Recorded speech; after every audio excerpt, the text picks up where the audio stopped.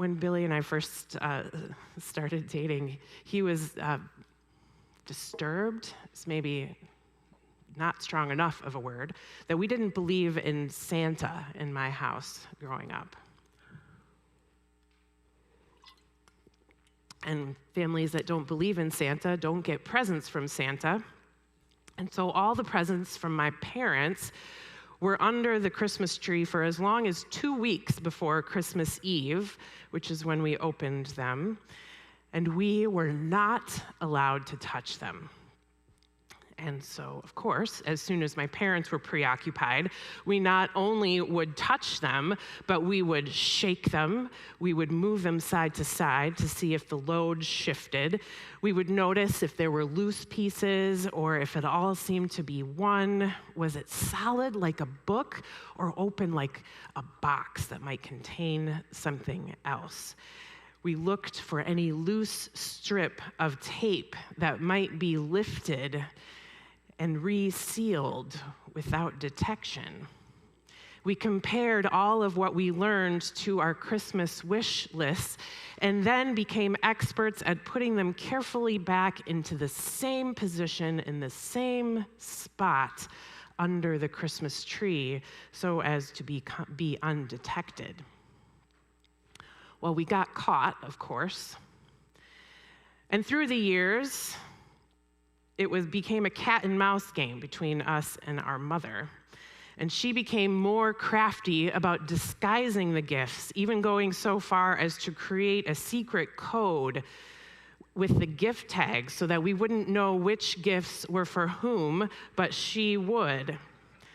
And then we became expert code crackers, always on a quest to learn what was under the Christmas tree. Through all the intrigue, one phrase uttered by my frustrated but often playful mother with a twinkle in her eye, this phrase stands out. Curiosity killed the cat.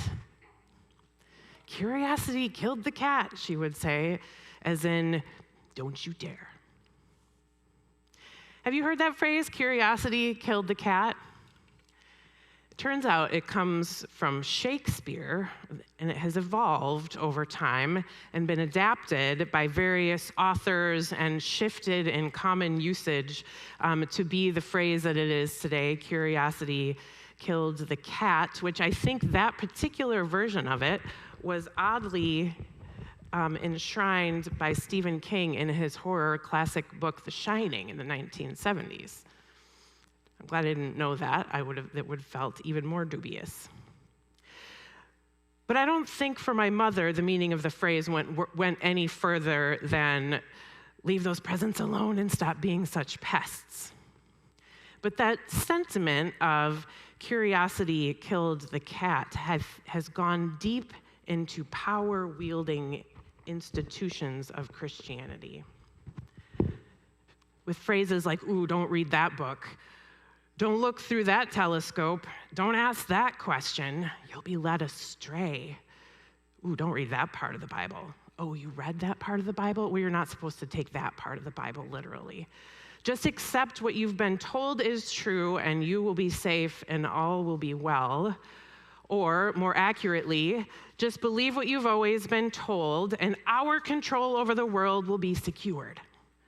As long as people don't explore beyond these boundaries that we have set. In fact, there are a few Christian scholars who've even gone so far as to call curiosity a vice. Curiosity killed the cat, and it will kill you too. And so today, we need more than ever the example of the Magi, who show us the way to let curiosity lead us to discovery of the divine. We need the Magi to show us the way that curiosity doesn't kill, but curiosity leads to new life. You might know the story. The wise men, Magi, they're foreigners in the Christmas story. The details about them are sparse, but scholars have pieced together a compelling picture. And if you remember our friend Eric Skrotenboer, who was an author who was part of our congregation for a time, did a whole piece of work on the Magi called The Wandering Wise Men. If you want to take a look at that, let me know. It's really cool. So the wise men come from Persia or Babylon, somewhere east, in the Near East, beyond the boundaries of the Hebrew people. And they were both historically enemies of Jesus' people. And the wise men, they were advisors to the emperors.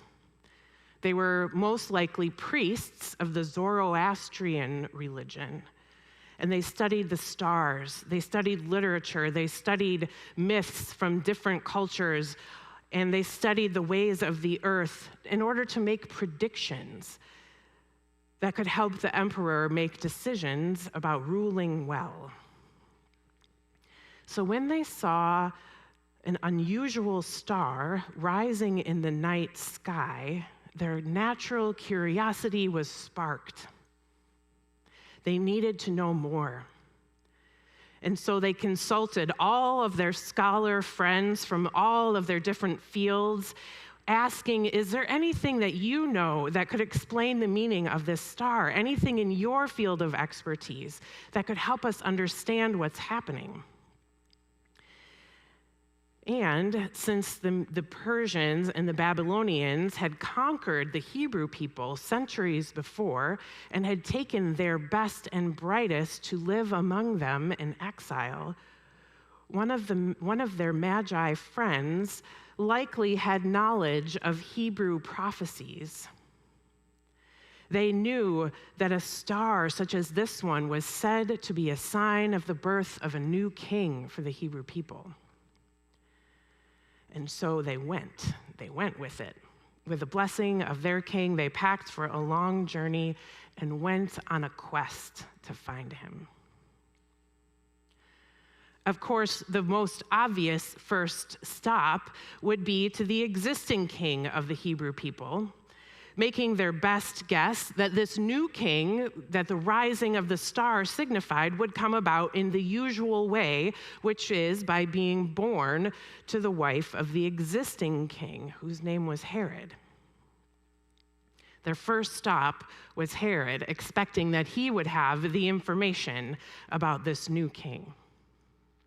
So let's pick up the story now of how the Magi show us the way to let curiosity lead in Matthew 2, verses 1 through 12.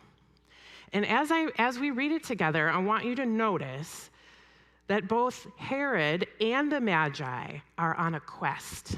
It's a quest for knowledge for both of them. But for the Magi, it's a quest led by curiosity, and for Herod, it is a quest ruled by fear.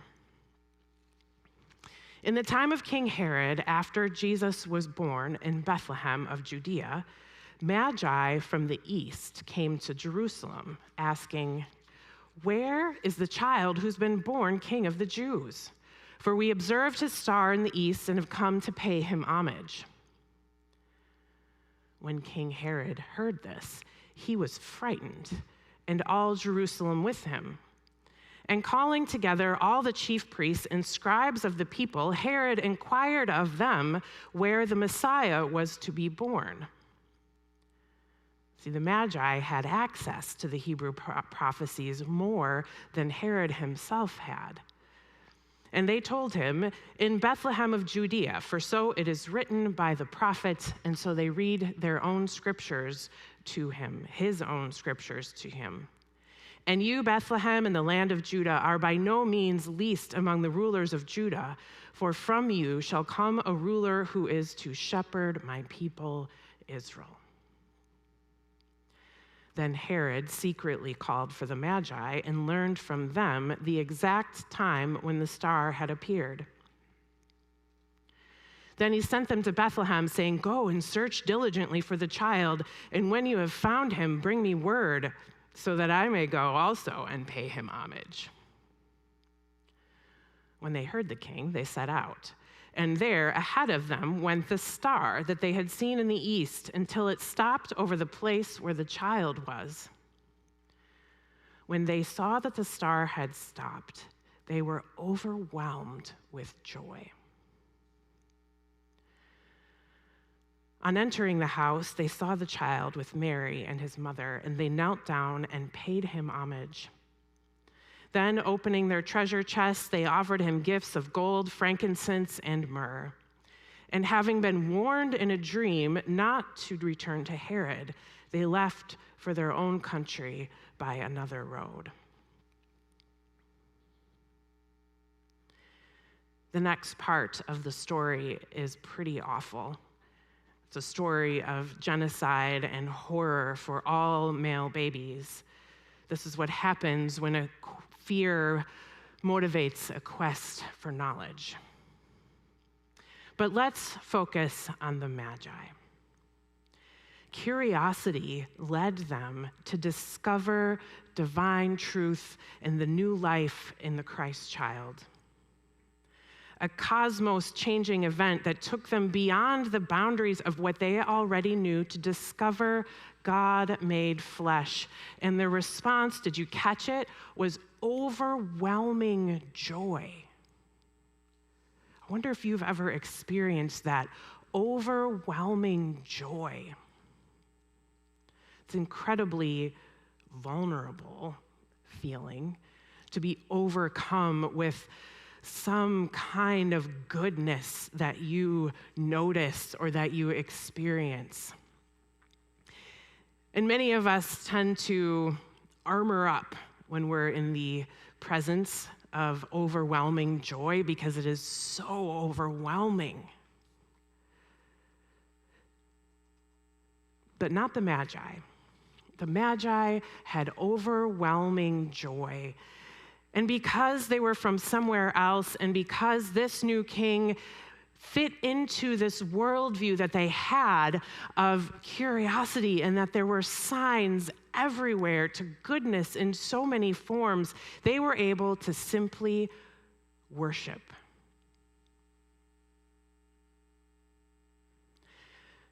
So I'm wondering what forms of divine truth, what forms of overwhelming joy and goodness are we missing out on? Because powerful people have decided that curiosity is a vice, not a virtue. How many of us have had our own versions of the star rising in the east? Something that's out there that you see, that you can't look away from, that you know is some kind of deep unfolding goodness that you don't yet understand. How many of us have our own versions of the star rising in the east, but we've had to turn a blind eye to it because it's not safe to pursue? Because pursuing it would compromise something that our lives are built on or that someone else's power is built on. And if we turn a blind eye to our rising stars over and over again, how long before we become blind and deaf to goodness altogether? But what if God is the one that cast that rising star into the sky? What if new discoveries are not a threat to truth, but are essential to it? Could it be that the universe is filled with evidence of God's love, that the universe is full of truth and beauty and parts of God's being for us to discover? And could it be that God delights in us discovering it? My friends, we live in a world not unlike that of the Magi's time, where both religious and partisan political leaders do lots of things to keep us within the bounds that they set for us, because it secures their power. The Magi show us how to live in such a world, which is to let curiosity lead us to discover God anew, God enfleshed in so many ways. There are lots of caveats that I would expound upon if we had time, for I myself am a religious leader. There are many kinds of pseudo-curiosity, like Herod's, which are a quest for knowledge motivated by something that will lead us into the weeds. There are quests for knowledge that are not curiosity, that will lead us into places that we cannot stay. And even journeys led by genuine curiosity will lead us into difficult places where false but comforting boundaries crumble. Even the Magi had to return home a different way because Herod wanted to contain this news of the new king of the Jews and had planned to kill them. This is not riskless work, this pursuit of curiosity, and if there were more time, I would expound upon those more.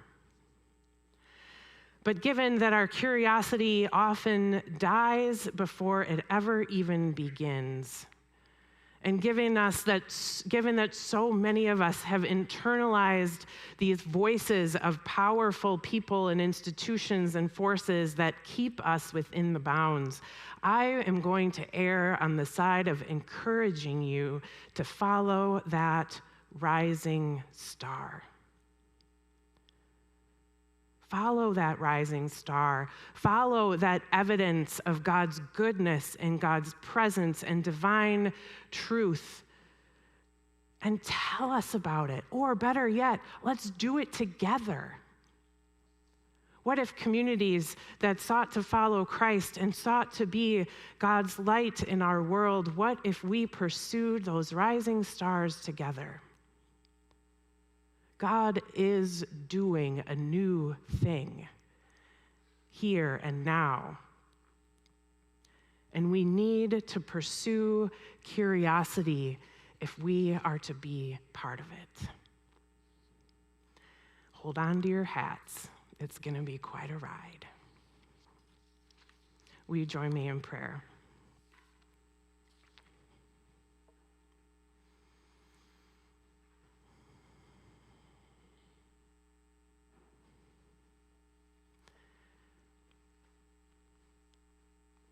God, thank you for these Magi, these foreigners, these people that many would call heathens, who discovered great truth, who discovered God made flesh, and who show us the way.